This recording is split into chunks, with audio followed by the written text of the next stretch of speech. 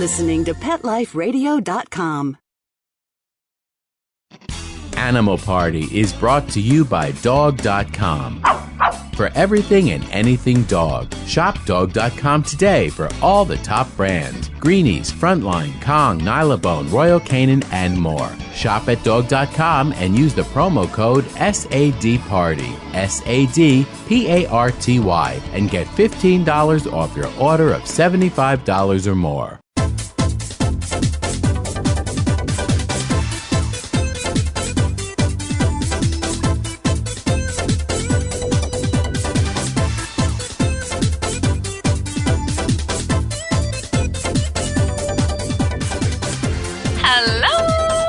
Welcome back to Animal Party. It's Deb Wolf, your host. I'm a best-selling author and award-winning radio host. In fact, last year I won Best Pet Radio in America for this very show on Pet Life Radio. So when you listen to this, you're listening to the best.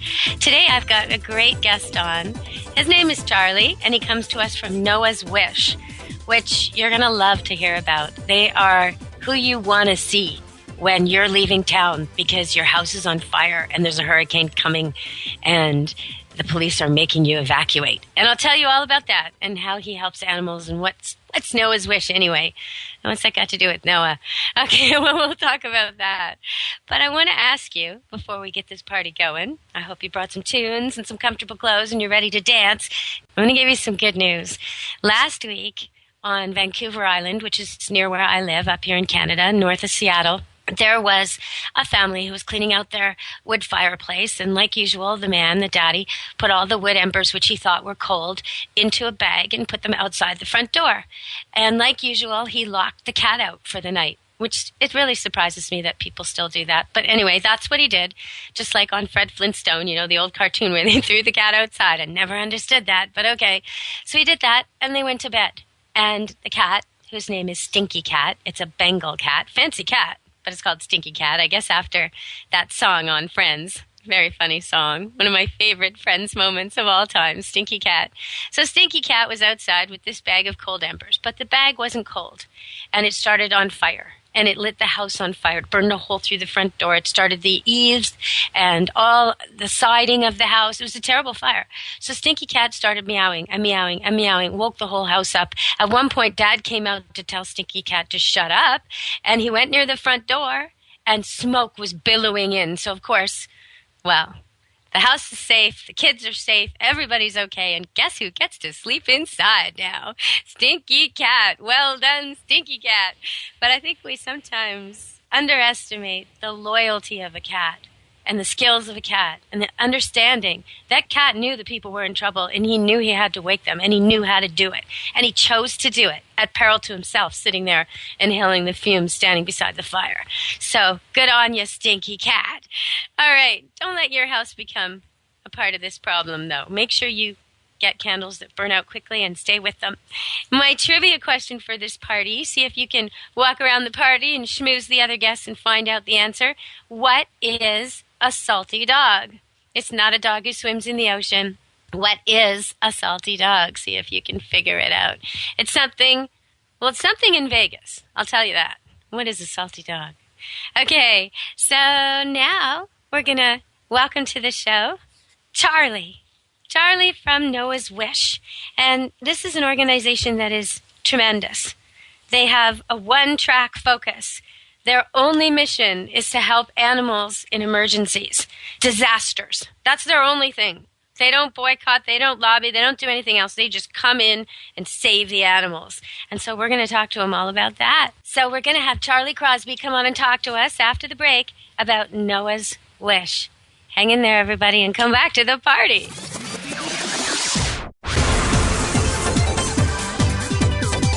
Don't go anywhere, because the best is yet to come. Stick around.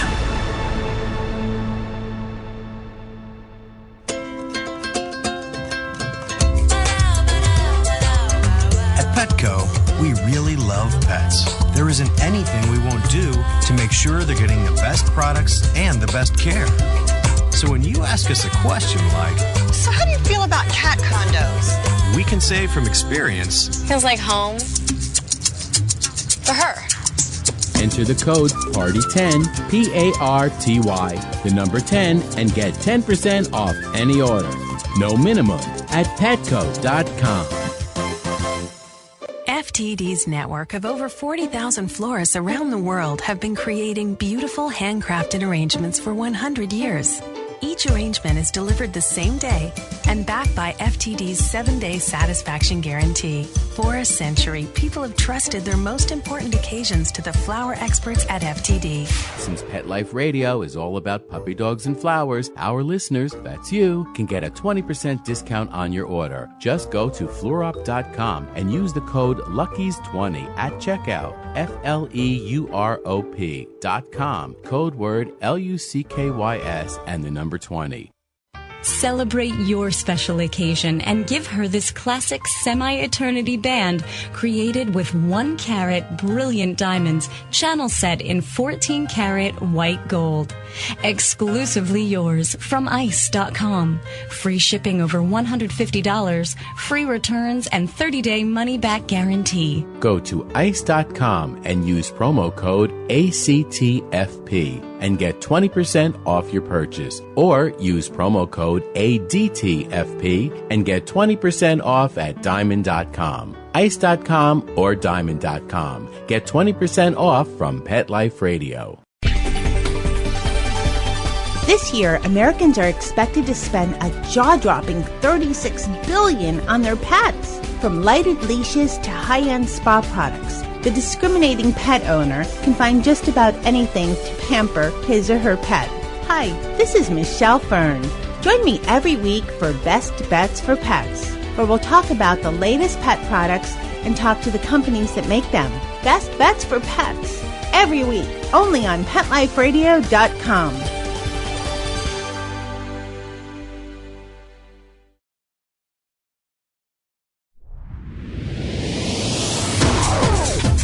You're inside the VIP room with the hottest party in town. Back to the party. Let's go. Hello. We're back, and this time we're with Charlie Crosby coming to us from Noah's Wish. And Charlie, I apologize. All this time I thought you were a man because the rescue work and everything, I guess I stereotyped. And when I saw you sign your name Charlie, I thought you were a man, so I introduced you. I said we're going to talk to him after the break, and now they're going to hear that you are not a man. You are Charlie Crosby, the woman. Welcome to the show, Charlie. Thank you so much for having me. And I get lots of mail addressed to Mr. Charlie Holland, so I'm not in the least bit offended. Well, my initials, Deborah Rachel, means that sometimes I get mail as if I'm a doctor, and I quite like that. Dr. Wolf. I'll take it. I'll take it. So Noah's Wish. I told people before you came on that you guys have one mission. You're not about puppy mills. You're not about lobbying, nothing else. All you do is go in and save animals when there's disasters. Wow. What kind of disasters are we talking about? We are talking about all disasters that are man-made and natural, mostly natural disasters, hurricanes, fires, floods. We have responded before to tsunami. We have, the only thing that we don't respond a lot to are tornadoes, because basically tornadoes do a smaller amount of damage or sporadic damage, unless it comes in and wipes out a whole town, of course. But that's exactly what we do. We go in and offer our services to those communities that are affected by disasters. Can you give me an idea of some of the places you've been to? Well, everybody knows about Hurricane Katrina. We were down there the day after the storm. Amazing. We were there 11 weeks. I have to say that the reunification rate for Noah's Wish during Hurricane Katrina was 75%. That's incredible. It's almost unheard of. That's incredible. When I think of the footage we saw of those loose dogs running around, half swimming, half struggling for their lives, that's incredible. Well, the reason that it was so successful for us was because we were in one location. The city of Slidell, Louisiana, opened up their city to us and allowed us to open a shelter there. So basically, we dealt with that city's animals. We stayed there for 11 weeks, like I said. So by the time people did return, we thought maybe 2 weeks that people would all be back, but actually it was months before most people came back. And they were very glad when they came back to find that we had a shelter and they could come possibly find their animal there. So, okay, I know that fires is a big part of what you do. What happens when we all, normal pet owners get the call that we have to leave and we leave our horses or our dogs or our cats behind? We leave feeling sick to our stomachs, but you're on the way? Is that what you're telling me? First of all, before there is a disaster, what my organization and I do is go out there and teach people about disaster preparedness. If you have to leave, do you have horses? I know that up there, a lot of hobby farmers, or if you have one horse, or if you have many horses, is your trailer roadworthy? Is there air in your tires if you have to evacuate? We try and teach people that you have to be prepared yourself, because if you're not, you are part of the evacuee, you're part of the problem. If you have to take care of yourself for a few days, you're not calling on your community's services to help rescue you. So first and foremost, we encourage preparedness. But when you have to leave, we encourage you to take your pets with you, because after Hurricane Katrina in the United States and in the state of California, we have federal and state laws that have passed that say the United States and and California, they will have to have an animal component in their disaster plans. So if I evacuate with my dogs and a Red Cross shelter opens and there's a need in the community for X amount of animals, they have to have one.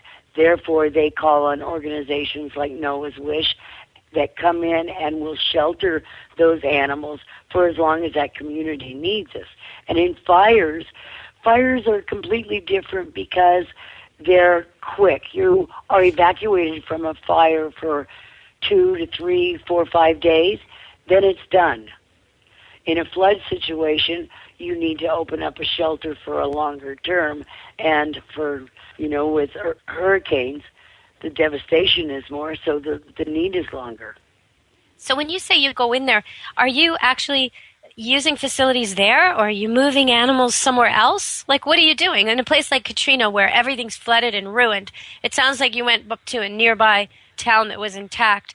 And what kind of build? No? What did you do? Well, we kind of pride ourselves on being able to make a shelter out of nothing. And if somebody has a square of land and we can get a fence around it, we'll make a shelter out of that. Ideally, fairgrounds are always the first choice because they have containment and fences, and we can make dog kennels out of poultry runs. I mean, we practice. Yeah, and that. they have power and water, and it's flat, and there's car access. I see what you mean. All the things that you need, absolutely. Running water, if it is. But when there's a great deal of devastation, when we showed up at Katrina, we went to the city of Slidell's Department of Transportation, the city lot where all their trucks and things are kept. And they actually had evacuated to that because it was the highest point in Slidell. Slidell was deluged by the storm surge. So they were all huddled out together on this little high mound of property, and there was one warehouse that was used as I don't know what. It had pipes and it was filled with garbage, and they said, well, here's a warehouse, take it and use it. And so we had one building, and we started that day, and we got crates, and we ended up in 11 weeks caring for 1,974 animals. Oh, my God. 1,974 animals in 11 weeks. Okay, so are these animals being brought to you, like by volunteers, or are your people going out and finding them? What happens in a disaster? All of the above. Normally, we will work with the animal agency in that area. We try to build relationships before disaster with the animal services, animal control, so that we can work in tandem with them. A lot of times at a disaster, their resources are taxed immediately. Everybody has budget cuts. Animal services is the first thing cut, always, everywhere. So those guys will usually take us on, and we'll have a ride-along with them. A lot of times it gives that officer a fresh perspective and a fresh pair of eyes, fresh pair of hands to help. Neighbors bring things in. People evacuate with their animals, but then they have no place to go. Yeah, like that big stadium they had set up. They didn't take animals there, did they? In New Orleans? In Katrina. Mm-hmm. No, they did not. But I must say at this point that the state of Louisiana is one of the best prepared places to be. Nose Wish went in 2008 for a pre-storm evacuation for Hurricane Gustav. Right. And they had evacuated all the people from New Orleans once again up to Shreveport, took them on buses and their animals on refrigerated unit trucks. Because you have to worry about the heat. Is that what you're saying? Yes. Uh-huh. Yes, absolutely. Absolutely. Yeah, it's hard for me to get that up here in Canada because we'd be worrying about the cold in a rescue, right? And I guess that changes a lot, doesn't it? Depending on where you are, what you're worried about. Are the animals too cold, too hot? Is their water freezing? Different. So how do you... Okay, well, we're going to have to go to commercial, but I don't want to... You're staying at this party. I've got to keep you here, Charlie. When we come back from commercial, I'm going to ask you how you train people for all these different types of things. And also, one day, come on, how could you possibly get people mobilized one day after Katrina?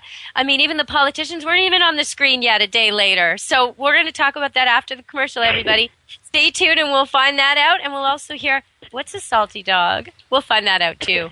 Maybe Charlie knows. All right, everyone, stay tuned. Come back to the party. Don't leave this party before it's over because the best is yet to come. Only losers leave the party early anyway. Party on. Back in a few. Love your pets but wish their medications were a lot less expensive? They are at 1-800-PET-MEDS. You'll not only save on flea and heartworm medications, but on prescriptions for arthritis, incontinence, thyroid, and more.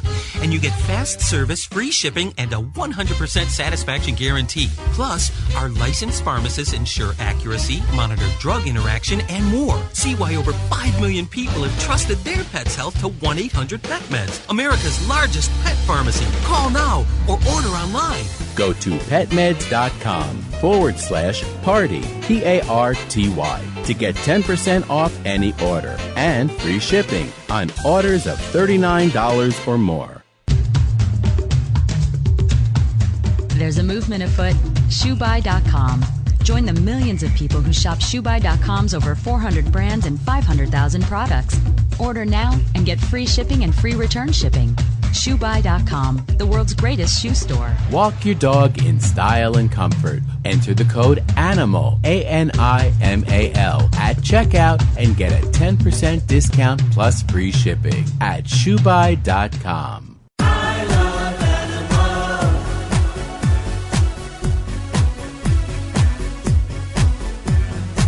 If you ask the question, what do I want? What do I need? I'll take affection. I really should mention I need time. I need love. I crave attention. This is you waiting by the door with shaking tails and happy hearts and running circles round the floor. That's always when the party starts for me. They are my friends. They are my children. They are the furry brothers and kids. They are my family. They understand me. That's how I love my pets. I Love My Pets, the new single by Mark Winter. Available on iTunes. Having a rough day? Longing for the dog days of summer? Think your fun furry friend lives a dog's life? Well, find out everything you're begging to know as Pet Life Radio presents It's a Doggy Dog World with pet expert and award-winning author Liz Palaika. Every dog has his day, and you'll find out how to make your dog's day fun and rewarding. Every week, on demand, only on PetLifeRadio.com.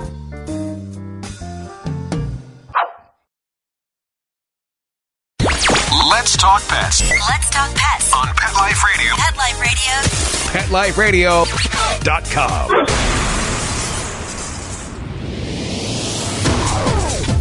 You're inside the VIP room. With the hottest party in town. Back to the party. Let's go! Hello! Welcome back to the Animal Party. We're here with Charlie Cosby, and we're talking about Noah's Wish. So how did you get your rescue people there so fast? Were they already there? Are they local? No, we are national in the United States, and we are in Canada also.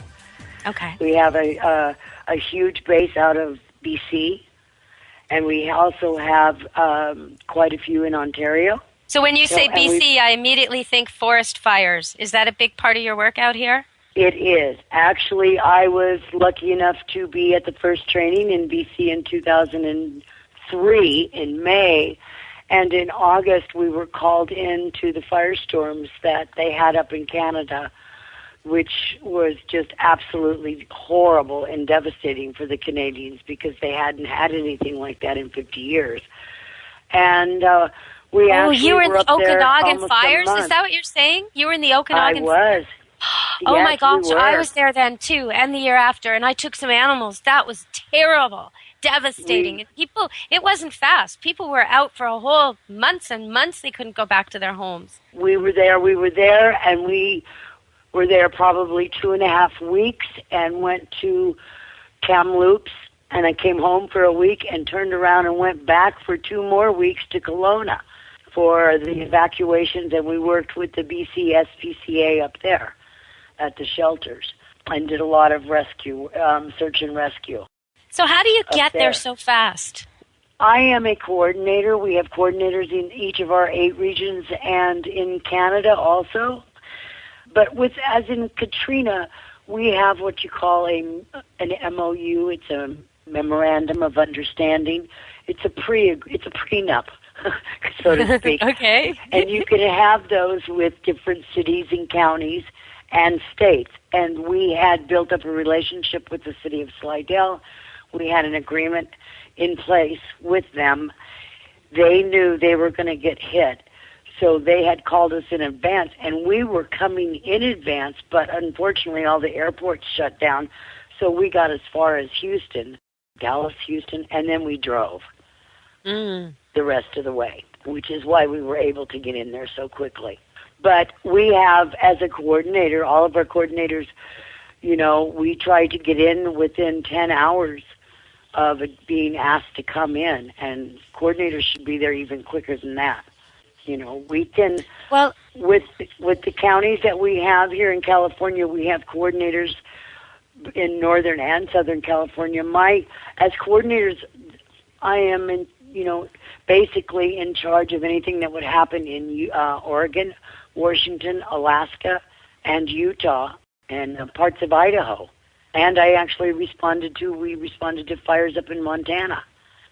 So, okay, let me ask you this question. How do you train people so that they can deal with something like animals covered in oil in a hot place, or flood, all the issues of water and water contamination, or something like up here, forest fire, or maybe there's a disaster that happens when it's cold?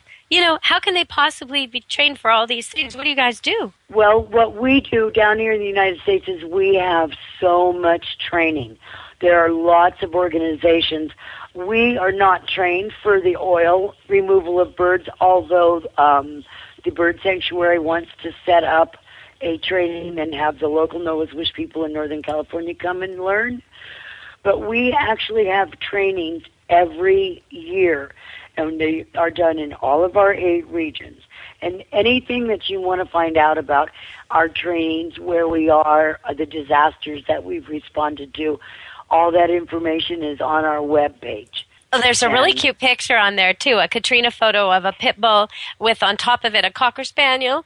looking so plaintive, waiting to be rescued, and it's a really good photo. So, yeah, check out Noah's Wish on there. What's the website for people? www.noahswish.info or www.noahswish.org. Okay.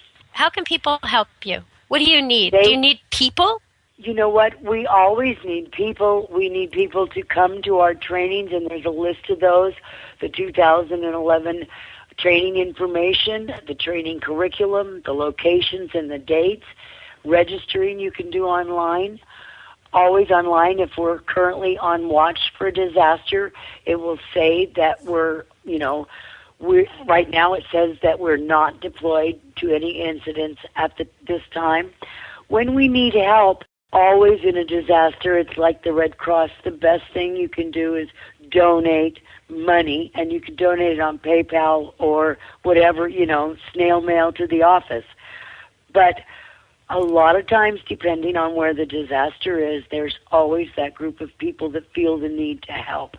And we call those convergent volunteers, spontaneous volunteers. Right. And some of the greatest people that ever come out of a disaster come to you from there. And I bet they have skills. Sometimes they're pet owners or dog trainers or vet techs, and they've got skills. But they still, if they just took this course ahead of time, they'd be so much more ready to jump in there, wouldn't they? They would. And once again, it goes back to being prepared yourself. Being prepared. We have a to-go bag, backpack filled with ID and extra leashes and collars and disposable water bowls and water. It's an emergency disaster kit for my dog so that I know bandages. Yes, and a first aid kit, the things that you would need to take care of yourself for at least 72 hours. And for everyone, it would be different. For those people that are prone to fire, make sure that you have enough water and ID. A lot of times we see in the disaster field, dogs are much more dependent on it. People that have cats, they go to grab their cats and they don't put them in a sufficient carrier. They put them in the car. They get to the Red Cross, the shelter site. They open the window and bam, the cat is gone. And now it's gone somewhere where it doesn't know where it's at. Yeah, if you're listening to this and you have a cat, and it doesn't matter where you live in the world, if you've got a cat and you don't have a carrier, go out and get a carrier.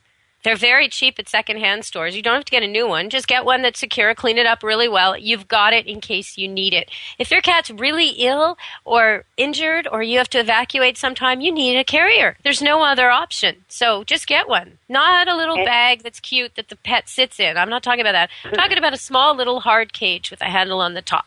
So, and for dogs too, a lot of people think, well, once my puppy's grown, I'll sell that crate and I'll be done with it. He's not peeing in the house anymore. No, you should take it apart. It has the little screws. It comes apart so it sits in itself and it becomes just a tub, and you can store it very easily anywhere because it's just a empty tub. You can put anything in it, but keep it and know where it is and know where the screws are in a Ziploc bag taped right to it. Be ready. And I think that's what you're saying is be ready, because otherwise you're part of the problem. And I would just add to that, we do two things here. Have a neighbor, the buddy system. If you are not home and you are not allowed back over the evacuation lines, they won't let you back in to get your animals. So make sure that you know one of your neighbors who's at home who doesn't work knows where your animal is, and that your animal knows that person. So if that person comes to retrieve your animal says, oh, it's Aunt Sally, I can go with her. And they take your animal and they know where your emergency pack is, and they bring the animal down to the shelter. Well, and that brings up a good point. You shouldn't be encouraging your dog to go off at your neighbors. You really shouldn't. You should be encouraging to go off at people who are genuinely a threat, but your neighbors are not a threat. Even if you think it's funny, even if they've got a barking dog or they bug you with their rock music or whatever, you need your dog to understand that everybody in your little cul-de-sac is their friend. Everybody in your apartment building is their friend. Everybody that you know well that is not a robber or a stranger could save them. Because if you have a dog who doesn't come to anybody but you and is cage aggressive, you're going to have a dog that's a real hard dog to rescue. That's not going to help anybody. So really get your dog friendly and understanding basic commands and walking on a leash properly and getting into a kennel properly. These are survival skills for him. If a hurricane hits, they don't have time to start fighting with the dog who's attacking. So, the neighbor will shut the door and go to the next neighbor's house to save their friendly dog instead of dealing with yours. So you really got to make sure your animals are well trained and friendly with people. I think that's pretty key to all this. I would certainly reiterate that. That is such a good point because so many people don't do it. And it's just like having a well-adjusted or well-behaved child. In an emergency, I want that animal to come to me. I don't want to have to bribe them. I want them, if I send Aunt Sally in to get them, I want the Aunt Sally to come out with them. And exactly. It's very, very, very important. I'm glad you put it out there like that. Well, it's the same when people die. When people die and their pets need to be given to someone else in the family or in their circle of friends, if the pet is well behaved, a lot of people want it. If the pet is impossible or mean or nasty or destructive and the person thought it was funny, maybe even nicknamed it Trouble or, kind of relished that. But if the pet bites people, very few people are going to take it. So you really got to think about these quirky things you think are funny. They're not helping your pet in the long term survive and get on in the world. And I think when a disaster happens, it just really focuses that. Also, your comment about the ID, I think a lot of us get lax about that, and we need tattoos in their ears and microchips on them and tags because not everybody everywhere can do all of that. You want anybody to be able to identify and return your pet to you by any marking system they know how to read. Have it all there, right? Not just one or the other. Absolutely, and I would just revisit. I know in California, I don't know if it's the stat for the nation down here, 97% of animals that get out that don't have ID never go home. So don't let that be one of your animals. And what we discovered, this is a word to the wise out there also, Slidell Animal Control, when they adopted their animals out, chipped them. Good thing. When people finally came back to Slidell that had their animal with them or located that animal, in our shelter because we microchip scan for everything, they came to the shelter because their homes were destroyed and they didn't have copies of their microchip information. So they came to the shelter where they knew there was a copy. But you know what? The shelter's records were 6 foot underwater also. So a word to the wise is to make sure that you register with that company. Yes. Follow through and don't depend on one bank of information because in a disaster and update it. That. Absolutely. And update it too. If you move, update it. Don't leave them with old numbers, things that don't work anymore. So make sure your pets can be traced to you. That's really what you want. It's no use having your mother's old phone number on the tag the pet is wearing if she's never home or she's changed her number. You've got to put on there your actual cell, the one that you're actually got in your pocket. Okay, so we've kind of talked about that, and it leads me to talk to you a little bit. Just one thing I saw recently, I was talking to an expert on turtles that I plan to have on the show someday, and she was telling me she's too busy right now because she's still working on all the turtles that were hurt by the oil. So she's still kind of hands-on, knee-deep, working with them. But they're microchipping them. As they clean them up and rehabilitate them and release them, they're microchipping them. So we're going to actually know what goes on with those turtles, where they go, how they fare, what happens to them. We're going to be able to track them. It's pretty interesting. That is interesting. That is very, very interesting. Well, we just have, how can it not be when it can get an animal back to where it needs to be? Yeah, even a turtle, and endangered turtle. It makes sense to track them. Well, in a way. To see if they come back to their, or is it a natural homing thing that they will naturally go back there? We just came I think most back. animals have to adjust when their home terrain gets polluted or damaged. It's migrate or die. They can't go nest somewhere polluted.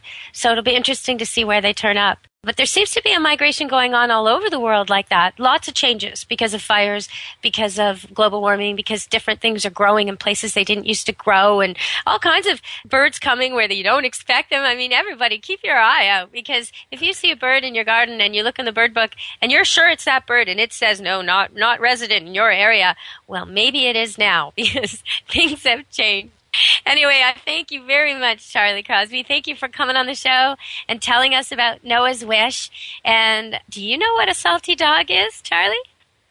Well, I'm afraid to even answer. I thought it was some kind of beer. Close. You're really close. It is a it mixed drink now being served in Vegas. It's vodka, grapefruit juice, bitters, and a heavily rimmed glass. A salty dog. So there you go. I'll take one. That's the drink of this party. All right. Cheers to you, Charlie. And I hope Thank you so much for having me. I hope I never have to see you coming to my area to do a rescue. But then again, if we actually need a rescue, I hope I do see you. Because, yeah, you've got to be the sweetest sight for sore eyes when these things are going wrong.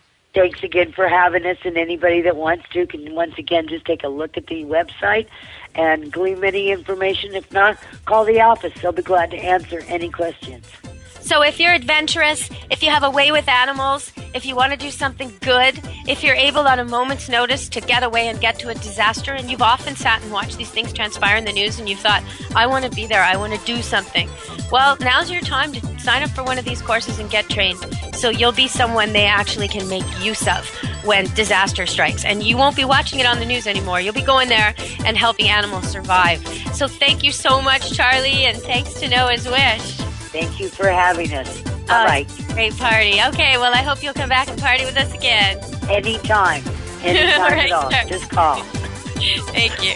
All right, everybody. Take care and be safe until next time. Next Animal Party. This is Deborah Will. Don't be tardy for that party. I'll see you next time. Let's Talk Pets. Every week on demand. Only on PetLifeRadio.com.